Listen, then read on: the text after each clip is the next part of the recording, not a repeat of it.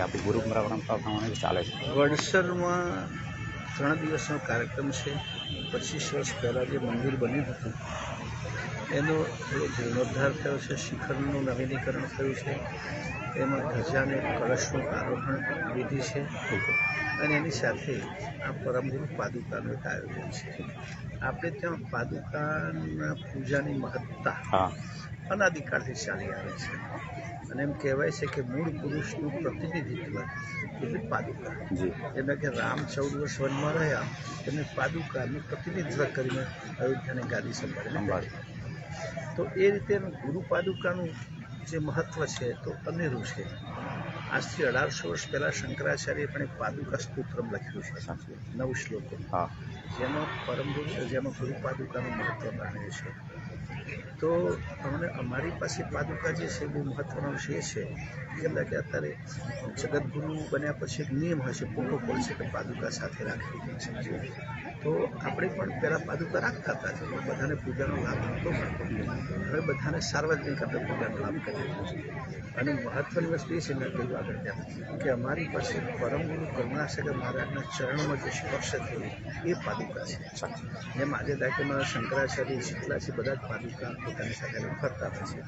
શંકરાચાર્ય એક થઈ ગયા પણ આજે તો લગભગ 1.5 ડઝન જેટલા શંકરાચાર્યો ભારતમાં છે. બધાની પાસે પાદુકા છે પણ કઈ પાદુકા ઓરિજિનલ છે એ ખબર નહીં.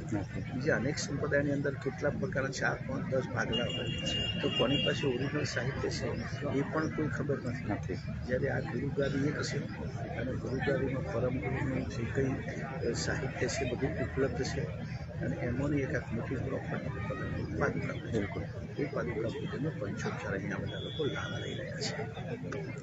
સરસ, ધન્યવાદ.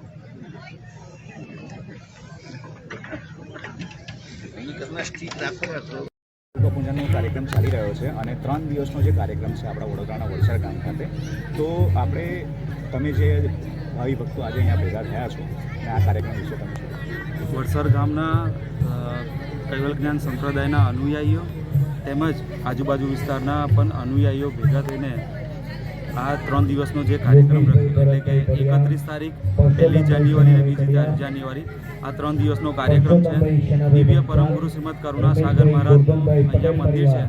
એ મંદિર પર નવીન શિખર, નવીન કળશ અને નવીન ધજાદંડનું પણ આયોજન કર્યું ગુરુજીના હાથે. એનું પણ પૂજા વિધિ કરી અને એનું પણ અર્પણ થશે. ત્યારબાદ જગતગુરુનું જે ખિતાબ મળ્યું છે એટલે કે અવિચલદાસજી મહારાજને જે પદવી મળી છે, જગતગુરુ શ્રી અવિચલ દેવાચાર્ય મહારાજજીને જે પદવી મળી છે એ નિમિત્તે પણ પાદુકા પૂજનનું આયોજન કર્યું છે. આપ જોઈ શકો છો કે મોટી સંખ્યામાં અનુયાયીઓ ભાવિ ભક્તિમાં તરબોળ થઈને અહીંયા આવ્યા છે. ગુરુજીનું પાદુકા પૂજન પણ કર્યા છે. એ જ રીતે 3:30 વાગે ગુરુજીની તુલા વિધિ એટલે કે ગુરુજીનો 75 વર્ષ થયા છે. એ 75 વર્ષ નિમિત્તે પણ તુલા વિધિ થવાની છે. જે તુલા થશે એનું દાન આઈ હોસ્પિટલ અને મંદિરમાં દીકરીઓનું પણ જે લગ્નનું કરે છે ગુરુજી વર્ષમાં 2 વાર, એ નિમિત્તે આ બધું દાન ત્યાં ઉપયોગ થશે. ખૂબ સરસ આયોજન થયું છે અને બધા જ ભક્તો અહીંયા પધાર્યા છે. આપ જોઈ શકો છો કે 31 તારીખે પણ આટલી મોટી સંખ્યામાં લોકો હતા.